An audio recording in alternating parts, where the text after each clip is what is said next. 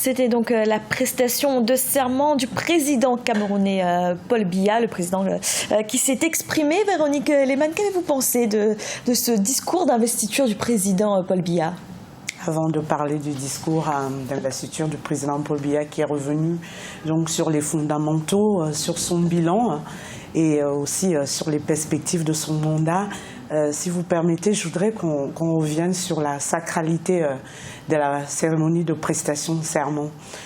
Tout à l'heure en off, on regardait un peu la lourdeur de l'événement. C'est un événement exceptionnel, disons-le, hein, qui est solennel également. Et le serment que vient de dire le président Paul Biya traduit même la tradition judéo-chrétienne autour de la sacralité du pouvoir, où il s'engage à protéger les institutions, à donner le meilleur de lui-même, ce qu'il a toujours fait, hein, j'ai envie de dire depuis 36 ans, et qu'il renouvelle de sacramentum, hein, le latin sacré vraiment, des dieux. Je veux dire la solennité, la gravité de cette déclaration que vient de faire le président Paul Biya, qui est aussi le modèle de l'égalité, de légitimité et qui va incarner désormais, dès la minute qui suit ce serment, le pouvoir. Alors, vous m'interrogez sur le sens du discours. Je pense que le président Paul Biya a balayé la kyrielle de choses qui lui tiennent à cœur, qu'il veut faire pour améliorer la qualité de vie des Camerounais. Vous avez entendu le président de l'Assemblée nationale avec de l'humour qui a dit que la démocratie était là, la démocratie est là et que la prospérité arrive.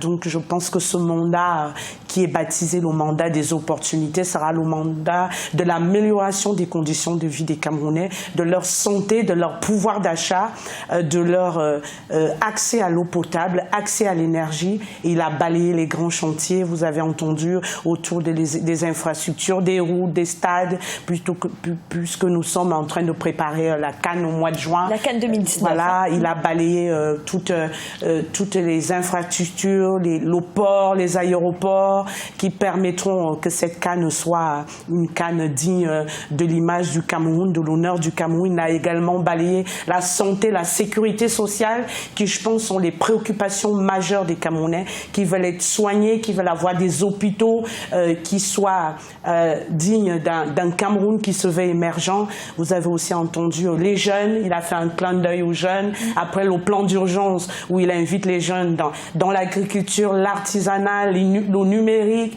Il a redit que désormais il en tiendra compte pour construire le pays. Donc ça veut dire que le président Paul Biya a tenu compte de toutes les catégories. Vous avez entendu, il a parlé des femmes. Bon, il a parlé de la diaspora sous des petits, sans prononcer ce mot, puisque nous sommes un peu dans un contexte compliqué. Mais vous avez aussi entendu, il a parlé de la frustration. Il a entendu la frustration de nos compatriotes du Nord-Ouest et du Sud-Ouest, leurs aspirations, leurs insatisfactions. Donc c'est un président qui entend et qui aussi a parlé de la rigueur de l'État camerounais, de l'ordre public et qui va les arrêter. Alors Simon Tedga, qu'avez-vous retenu de ce discours d'investiture comme Véronique Lehmann? Est-ce que vous pensez que le président Paul Biya a comme ça un peu fait le panorama, le bilan de toutes les, on va dire, de toutes les intentions en tout cas qu'il a de poursuivre ce qu'il a déjà commencé, peut-être ce qui va débuter ensuite? Oui, d'abord sur la forme, je suis d'accord avec Véronique.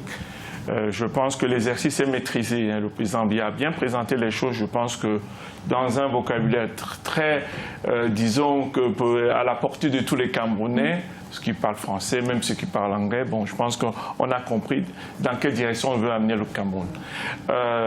Il y a des choses que j'ai entendues, que j'ai toujours entendues. Hein, et je pense que ce qu'il a ajouté aujourd'hui, c'est qu'il a entendu les aspirations, il a senti les aspirations de la jeunesse camerounaise. Je pense qu'il fait allusion à un candidat, des jeunes, que je n'ai même pas vu à l'image, qui propose un Cameroun qui n'est même pas très éloigné de celui qu'on a connu, puisque ce candidat est plutôt passéiste que futuriste. Mais il a entendu quand même que ces jeunes veulent autre chose. Alors, comment satisfaire ces jeunes? Bon, je pense que c'est ça la question. Est-ce que on peut les satisfaire avec ce qui existe aujourd'hui ou en changeant quelque chose? Je vais vous interrompre. On va repartir vers le palais de l'Assemblée nationale pour continuer à suivre cette cérémonie. On va donc quitter l'hémicycle investi de tous ses pouvoirs. Arrivé ici à 11h précises pour cette cérémonie de prestation de serment au palais de l'Assemblée nationale devant le peuple camerounais. Un discours inaugural qui en dit long sur les engagements pour les 7 prochaines années. Nous aurons le temps d'y revenir. La situation dans les régions du nord-ouest et du sud-ouest s'inscrit dans l'ordre des priorités dans ce septennat des grandes opportunités. Mr. President of the Republic, as you assume the high office of President of the Republic of Cameroon, I have the great privilege and singular honor in my capacity as Grand Chancellor of the National Orders of presenting to Your Excellency the insignia of Grand Cordon of the Order of Valor, of which you are the Grand Master in accordance with the law. Le grand chancelier des ordres nationaux qui vient donc de procéder à la phrase rituelle en reconnaissant le président de la République comme étant le grand maître des ordres nationaux. Et à ce titre, vous allez le constater, il lui remet ses attributs.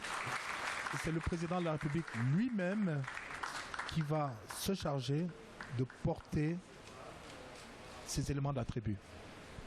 Les éléments d'attributs qui sont constitués d'une écharpe et d'une plaque. Une écharpe qui est faite en tissu de couleur bordeaux avec une largeur de près de 90 cm. Et puis la plaque en or. La plaque est en or. On y retrouve le triangle national et un rubis. C'est une plaque qui repose sur 2 palmes. 2 palmes de commandeur de l'ordre national de la valeur, parce que, pour tout vous dire,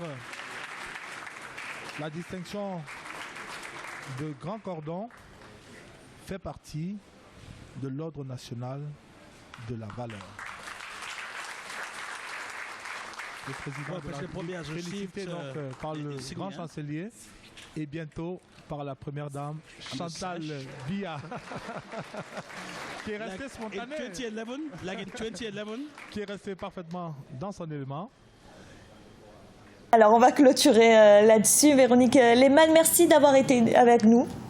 Merci. Je voulais juste remercier les Camerounais qui m'encouragent, qui m'ont encouragé pendant cette campagne électorale, qui m'ont vu transpirer face aux autres candidats, qui m'écrivent sur Facebook. Je les remercie. Je profite de votre plateau pour souhaiter une bonne fête d'investiture au président de la République, au peuple camerounais. J'ai pas pu être au Cameroun, mais je suis sur votre plateau. Je suis de tout cœur avec eux. Je voudrais aussi remercier Africa 24 qui nous a accompagnés pendant toute cette campagne électorale. Merci de nous inviter. Vous participez à la démocratie du Cameroun et j'espère que c'est pas terminé, que nous avons encore des grandes choses à faire ensemble. Ben, elle a tout dit.